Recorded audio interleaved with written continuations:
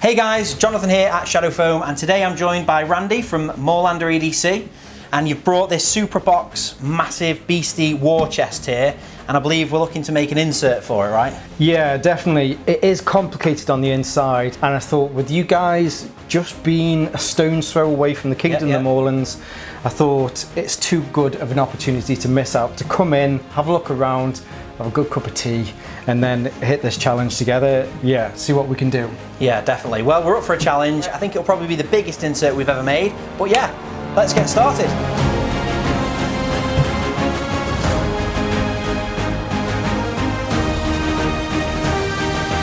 Right, so we've got the Supro Box up on the table, and it looks like even more of a behemoth up here. Yeah, they're massive, aren't they? Where are these from then, the Supro Box? How did you come across this? Supro Box are manufactured from Turkey, so I went to IWA this year and just got talking to Ziki from Supro Box.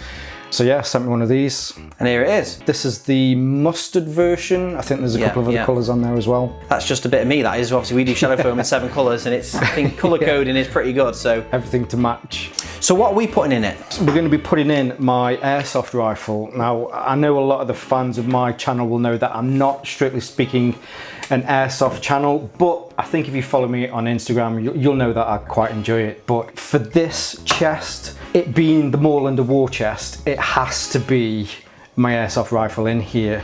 But hopefully the little tips and tricks I'll pick up from you today, I do have a few other things in mind with a few other things that I've got lined up. I mean, you've brought it to us because it is a challenge, isn't it? I mean, even as soon as you open it there, the bottom of that doesn't half look like a challenge, you know. You've got this, all of this kind of 3D moulding in the bottom, and then you've got the ridges around the sides, and you've got the wheels. So making an insert for this isn't easy. However, we've got 2 different techniques we can use. Okay.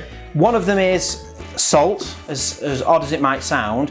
When you're looking to like digitize a shape, you need a very clear contrast. We found that salt is the easiest thing because we can just pour it straight into the bottom, give it a shake, get it all lying flat, and it turns what is essentially a 3D shape into a 2D flat white image, to which we can then take a photo of it, either print it off and you digitize it that way, or then use a CNC to cut an insert. But it's not very accessible for most people, and that's what we aim to do with Shadow Foam. With that in mind, we're going to make a template for this using good old-fashioned paper and tape.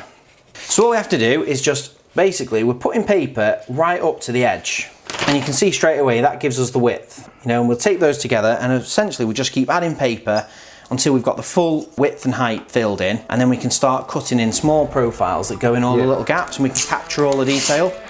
And what we should end up with is quite an accurate paper template that we can then use to make probably, I'd say, 2 inserts for this. It's a technique that anyone can use, you know.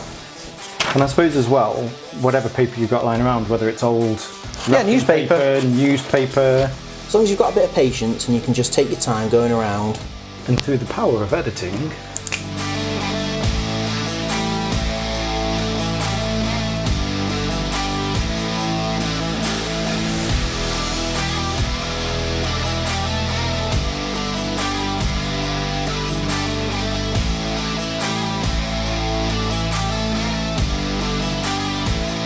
that's it for a paper template, and it does take a fair amount of time. That's probably 20 minutes of me and you, and obviously I was just showing you how to do it. So I think it'd be quicker next time, but it's no doddle, is it? No. But it's accessible for anyone. We started with the bigger sheets of A4, and we've stuck those in and made what would be like the main rectangle of the shape.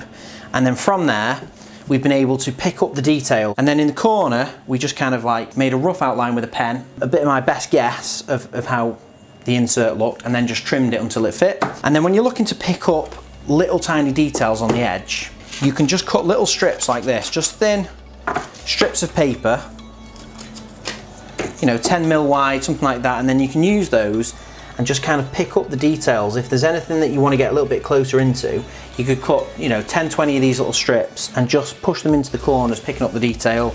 You can even put a little point on them if it's trying to get into a corner.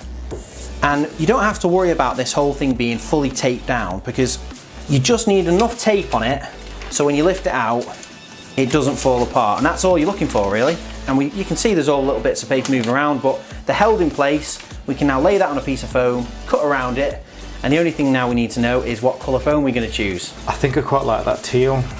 I think some of these are a little bit too bright, but I think with this being that kind of darker tone, mustardy colour, I think with the teal, with the black on top, you can see the depth when you're cutting into it.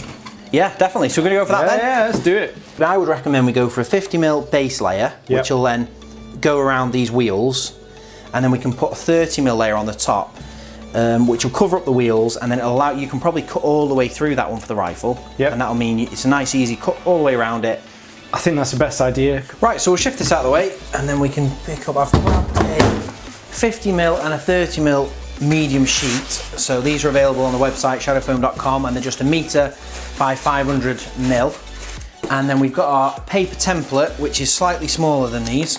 And all we're doing is laying it over the top. All we need then is one of our cutting kits. So a cutting kit has got everything you need to be able to cut the foam. So it's got a scalpel, 5 blades, it's got anti-cut gloves, it's got some glue to repair the foam if you make a mistake, and it's got some instructions. So once we've got our scalpel with the blade on and I've got a glove on, we just want to put a little bit of pressure on the template, and we're not cutting it all the way through at this point.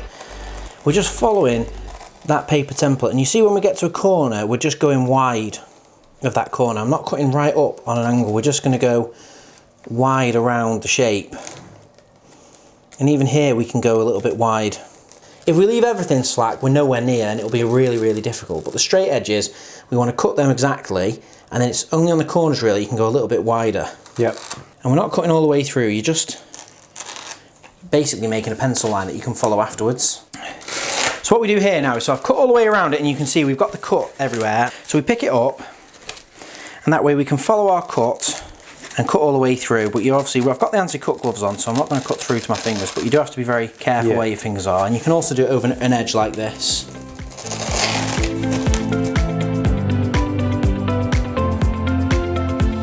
Right, so we've done the 30mm, biggest insert we've ever made, that is by a margin. No, that's too big. Now we're on to the 50mm sheet, so we've got a 50mm here, it's back on with the template, but we'll do this one a bit quicker. And there we go, as quick as that.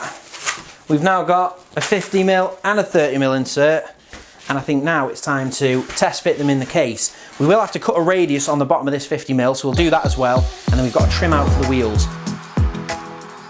That's one wheel, and then we'll do the same thing this side.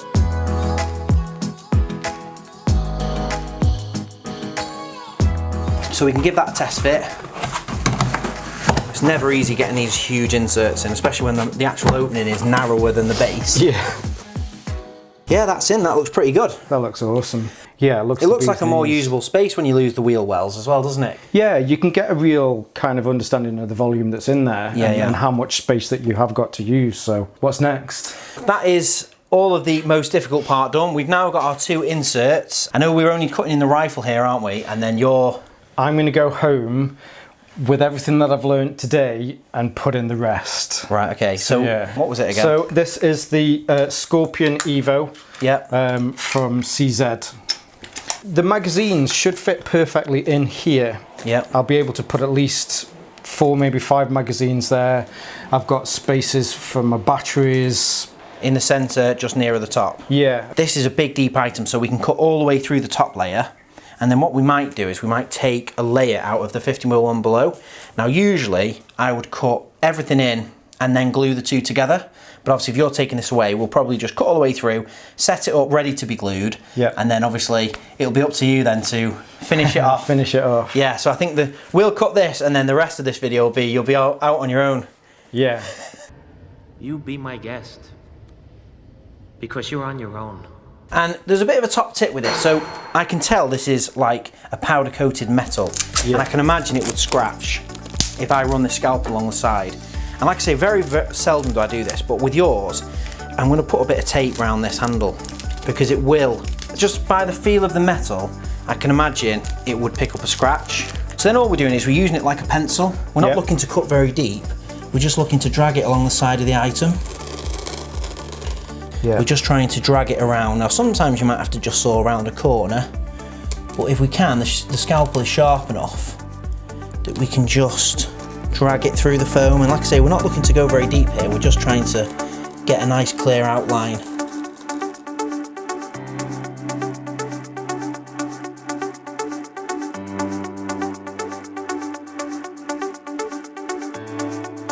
Right, so we've done the full outline cut, and then I've gone back around and I've made that cut deeper. And all I'm doing that for is to make sure that I've connected the cut all the way around. I've gone all the way around every corner, but I've not cut all the way through yet. Now when it comes to cutting all the way through, I don't want to cut on top of this one, because if it moves or shifts, I'm going to end up with cuts all over the place. And I don't want to cut it on the table, because I'll cut through my tablecloth. So I just hold it off the edge, and I can just then push this through, and now I can go all the way through, and you can see straight away I'm going straight through.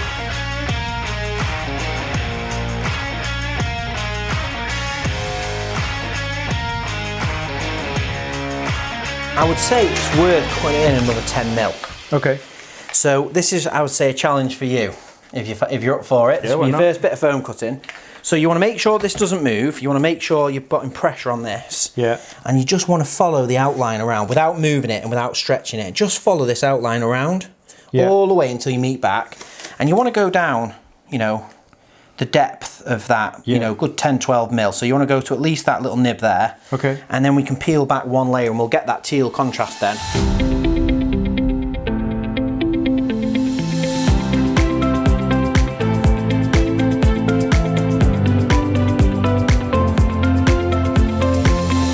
I think it just needed that extra bit of 10 mil just to sit a bit deeper in the foam. Yeah. Just a bit more snug and protected.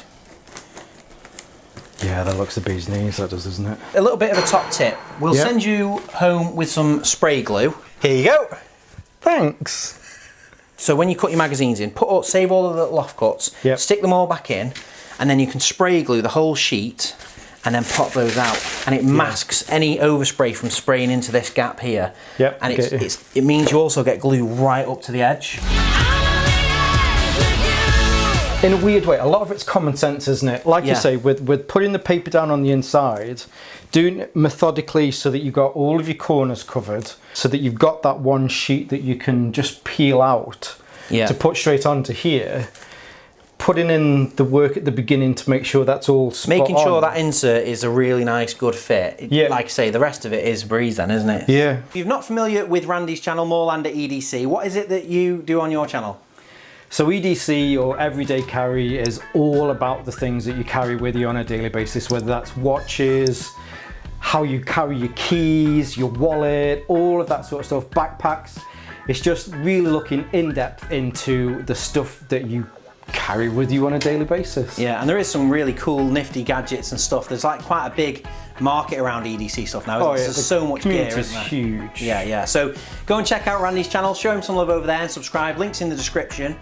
And yeah, if you're into your EDC, let us know what you would organise in this case. This huge war chest could organise a fair amount of gear, so I'd love to hear what you think, so let us know in the comments below.